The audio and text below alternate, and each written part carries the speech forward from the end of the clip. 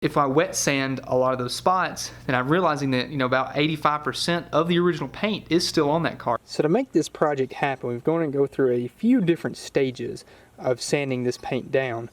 Overall, it looks way better than this primer that was up here. So you can hear the difference just in the primer alone.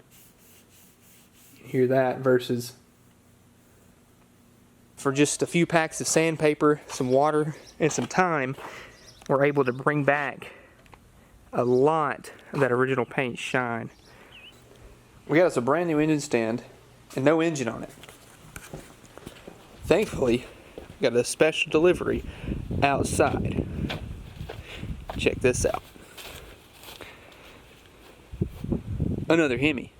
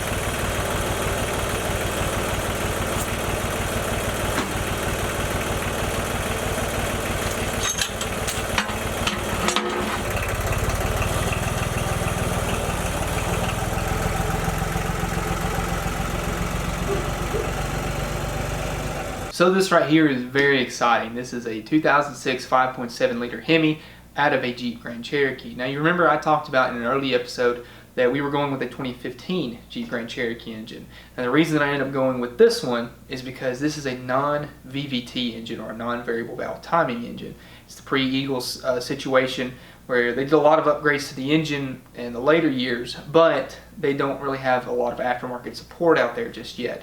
There are factory style harnesses and all that good stuff, but I wanted to run a standalone ECU harness that didn't have to use a factory harness because I want to be able to tune the engine. And that's where Holley, thankfully, is going to step in and supply us with their Terminator X for a non-VVT Hemi. And we're going to use that to tune this engine and set it up. It's truly plug and play. I'm excited about it. We'll walk through it here in just a minute. But this engine has 64,000 miles on it. And what happened was the Jeep was wrecked. It was hitting the back end, so the engine didn't suffer any damage. They started it before they pulled it. It was a junkyard here local that I've known for years. I've had an awesome experience using their parts before, so I have no worries about this engine right here.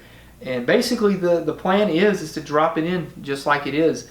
Maybe a couple upgrades here and there. I know there's speculation about why the cams fail or if they're a really big problem, but I think a lot of it attributes to the fact that maintenance is a big thing in these engines. They're running such a lightweight oil with these tighter tolerances, and if you skip out on your oil changes, stuff is going to burn up, it's going to degrade, it's going to get clogging up any kind of system. And if you don't change your oil often enough, then yeah, it's going to cause things to fail. And on top of that, these things run so much hotter than what you see back in the day. It has like a 203-degree thermostat in it.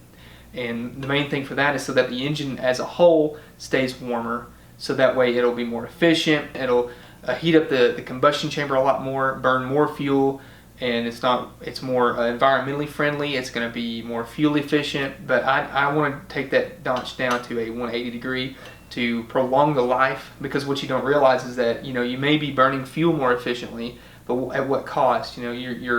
You're starting to really affect all the components around the engine prep, making it run so hot. So we're going to fix that, and I would like to do a cam swap before the thing goes into the car. It just depends on what we have going on, and I have no doubt this engine will drop in just as is. We're missing the AC compressor and the alternator. We'll get that, then we just had to put a belt on it. We'll clean up everything, and the engine should go. And if we do a cam swap, we'll change the timing chain. The Holley Terminator X EFI system really is simple. I could plug it in and get power to that box and be done. I could literally fire it up right then and be ready to go. So that's what I like about it. Got to change out this throttle body. This is a drive-by-wire. We got to change it to a cable-driven throttle body. No big deal. We've already got everything on order, and we've got everything for the fuel system to make it work. To finish, we have our tanks, ink, and a Vitec EFI fuel pump. system in the back. All we got to do is route it up to the front to this thing. Got everything on order, got everything in the works. Got to change out the oil pan to the Milodon system. We're going to make all that happen, and I've got mounts on the way for the conversion. So everything is kind of snowballing right now. We've got a lot of really cool parts that are coming for this thing, and we're going to put it behind our new, to us at least, transmission that's laying over here on the floor. We'll talk about that in a second. But what I want to do in this video is kind of compare this engine to the small block that came out of the car. I don't have the exact one, but I have a 360 here on the stand that I wanted to kind of talk about. What are the differences, what are the similarities, and how easy is it to swap one of these in your car? And I want to show you step by step, basically, in the next few videos, what are you going to see and how simple is it to put one of these in your car if you wanted to. And I want to pull the valve cover off, check out how the inside looks. I want to pull the intake off as well to see if we have the MDS system, which is Chrysler's cylinder deactivation, where basically in low load situations it'll redirect oil in the lifters to deactivate those 4 cylinders, where they won't open up the intake valve and then it'll only run 4-cylinder mode, thus being more efficient.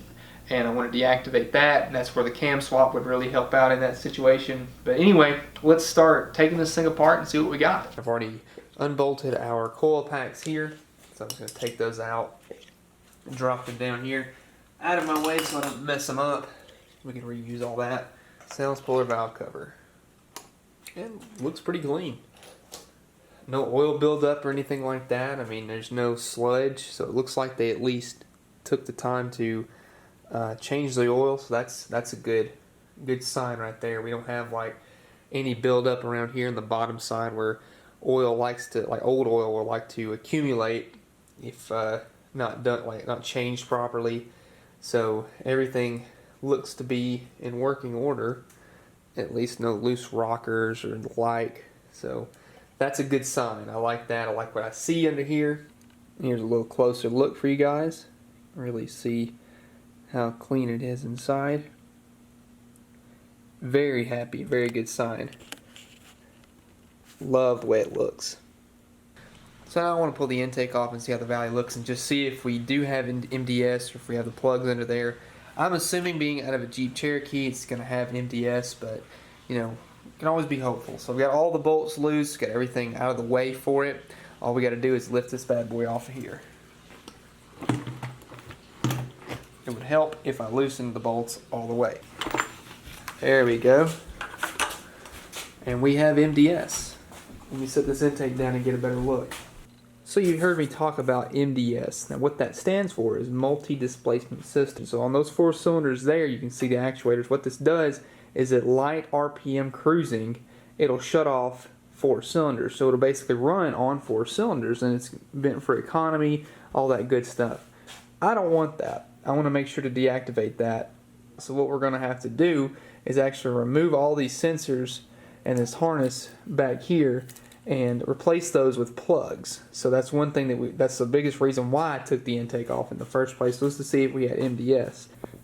And here is the Terminator X from Holley. What you see here is quite a few things that we've got going on. You've got every bit of harness that you need to make that engine run. Every little bit of plug-in that you will need. This is a lot of really cool stuff we've got here. This is your battery cable power, and it comes with, I mean, I checked it. It comes with every harness plug-in that you need. These are, and they're all labeled too, so it's easy to find. So you got your cam angle sensor right there. It says cam on it. There's your crank sensor. It says crank on it, and it comes with this heat shield wrap on it. We've got even a fan relay built into this. We've got knock sensors built in with the crank sensor right there. You can see it on that side that the crank is on. And then this is to adapt our O2 sensor, and it comes with a Bosch O2 sensor right here, idle air control sensor right there, all the injectors, all the coil packs. It's all in here. It's all everything you need. I've already put it on the engine to test it. I got a picture right here I'll show you guys, but I've already put it on there just to make sure that it all works. Then on top of all that, in this box here, these are what drive your coil packs. So all you do is you plug it in. It's that easy. You plug it into the harness for the coil pack and you're done. There's two. There's one for the driver's side and one for the passenger side cylinders. And then right here, this is our controller box You plug it in, and then you got power in. That's all you got to do. It's so simple. It's literally so simple, guys. It doesn't get much easier than that. And that's why you can do this stuff with like a factory style harness, but the thing about it is that Holley offers this and gives you so much extra tunability that it's insane. It's already set up. I mean, you can have this thing ready for boost. You can do whatever you want. And right here is our little display screen. This will show us what we've got going on. And it's got a nice little holder in it, so you can just prop it in the car, have it mounted wherever you want it to, and then you can just set it, have it where you can see every single little thing about the engine. It'll tell you all what the sensors are saying, what your AFR is, your oil pressure, temp, everything like that, your fuel pressure. It'll make sure it'll keep track of all that, and that's why I'm super excited about this Holley harness. So thank you guys at Holley. You guys are great. This is going to be a really cool build and a really cool and easy, simple to use setup that I'm super excited about. So on top of being able to pick up the engine for the Challenger, solved a really large piece of the puzzle with the transmission. And what this is an A833 transmission. It is a 4-speed, meaning that it has 4 gears, but our final drive ratio is not 1-to-1, as was the case with your 4-speed transmissions or the 3-speed that's in the car. And what I mean by a 1-to-1 ratio is that it has 3,000 RPMs coming from the engine. That equates to 3,000 RPM coming out of the tail shaft into your rear wheels. We have this overdrive unit, which instead of having a 1-to-1 final drive ratio, this is as a 0.73 final drive ratio.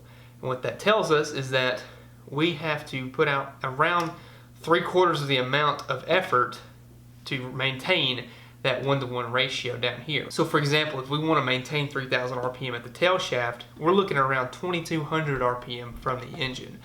And why we do that is because it saves on fuel mileage, greatly reduces the amount of wear and tear on the engine. It prolongs the life of the engine and all the components around it, because you're not having to work so hard to maintain the same speed. And we can run down the interstate doing 80 miles an hour, no problem. It reduces the noise inside the car, just makes everything a lot nicer all around.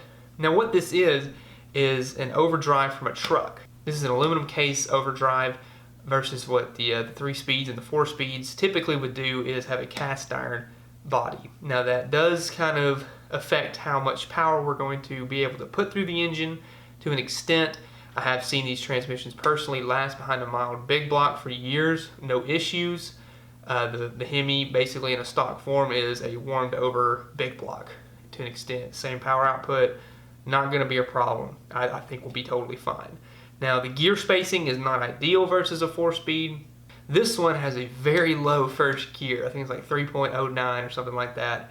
And then going to that second gear, it's quite a spread because it has to make up for that third gear gap being 1-to-1. So there's a lot of RPM drop from that first to second gear, but otherwise it's a good transmission. Now there are some downsides and there's some upsides. But overall, I think we've got a really good setup right here. And this one's been taken apart, cleaned, new gaskets. They even took apart the shifter mechanism and really cleaned everything up and made it look nice. New boot on the bell housing. All that stuff is really nice, even though a lot of this stuff we're going to have to change. The tail shafts on these transmissions, you can see, you can mount the shifter right here or right here. Now when the Challengers came along in 1970, they started doing a dual pattern tail shaft, meaning that they have this location for like a B body or a truck, because that's when you see those really long pistol grip shifters in like a Charger or a Roadrunner, versus the Challenger that has a very short one because it moves the shifter location a lot closer to the driver. And these are not drilled, you don't have to drill these. And I've got a backup tail shaft that I bought the same day just in case that I were to mess this one up. So it's already been drilled, but it doesn't have all the new seals in it. So I'm going to try and drill this one out since it's already got all the new stuff in it. It's cleaned up. And another thing we're going to have to change is the shifter rods. We'll have to move the shifter back to fit the floor hump of the Challenger and get E-body shifter rods and then make the appropriate modifications to make it all work. That's not a big deal. That's all available. We're going to be able to pick up all that stuff, but we've got at least the foundation to make it work. One more thing, you can see I have an extra bell housing right here. This is a slant 6 bell housing. This is for like the Chrysler 6-cylinders, and it is not going to fit our Hemi. Now if you remember a few videos back, way back whenever I announced that I was going to put Hemi in the Challenger, I fit a small block bell housing to our Hemi. And this is what this is. This is a V8 overdrive transmission bell housing. Now the differences between that and like a regular 4-speed is the bearing retainer size. This one has a larger diameter bearing retainer, which means you have to either get your existing small block direct 4-speed bell housing machined or get an overdrive bell housing. And I was able to pick this one up off Facebook Marketplace. All in all, the transmission I paid $300 for, all done. It just happened to find a good deal at a swap meet. Paid $50 for the bell housing. I've got an extra transmission and that tail shaft that I mentioned with the dual pattern. I paid $180 for both of those. So all in all, I've got very little in what I have to do for this transmission. You know, I can have this transmission put in here for at minimum $350 if I already had the shifter linkage and everything set up. But we are going to have to get some stuff. Not a big deal, but to have overdrive and have 4 gears, that's not a bad setup. Being that the car's already a manual car, this is going to be simple. Now at first glance, the Hemi does look massive compared to the original small block, but let's take a closer look. Now obviously the Hemi does have a lot wider of a cylinder head, but does not have one that is as tall. That's really the big difference. You can see how the early model LA style cylinder head is a lot taller. It'll go up to a point basically, while this one is very flat and it's a lot wider. I want to measure the head surface mounting pad on the Hemi versus the small block. What you'll see, so we route through here, get our tape measure run. If we get it about as close as we can, looking at where the cylinder head is bolted down to, 1 foot and roughly 5.5 inches. Now, if we come over here to the small block, let's see what we got right here. We've got 1 foot, looks like 6.5, thereabouts. So this one is actually physically wider versus the new style Hemi. Now, the block itself is. Now, this thing is definitely bigger for the cylinder heads, but this one is physically wider. If you're worried about it fitting within your inner fenders, this one, if this one will fit, that one will fit. And again, the Hemi engine is a little bit more dressed compared to our 360 here, but you can see that as far as the accessories go, there's really not much of a difference. Now, the timing cover is much bigger on the Hemi because it's basically that whole section versus the smaller timing cover on the small block, but what we make up for that is the fact that this is a serpentine system. So with this serpentine system, the pulleys are much tighter against the engine versus that one, so you do have a lot more room to work with in the front. So that's where the payoff is. And on top of all that, the Hemi already comes with aluminum heads, fuel injection, full roller cam, everything that you need to make a hot little fun car, and it's all stock. It's all uphill from here at this point where the 360 lacks all that. Now that's not to say that the small block still does not have its place. I love these engines. They are what I learned on, and I have a great passion for these little things. And I want to show you guys that it's easier than you may think to swap all this over. So to be fair though, let us measure the widest point on the valve cover for the Hemi versus the small block. Looks to be about 2 feet 3 inches on that one. Let's go over to the small block and see what we got.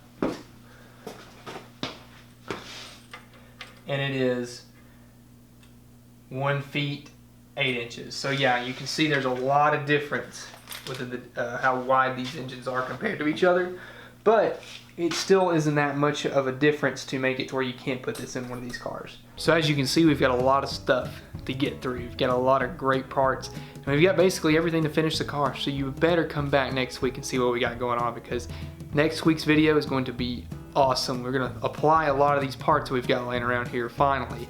I cannot wait for that.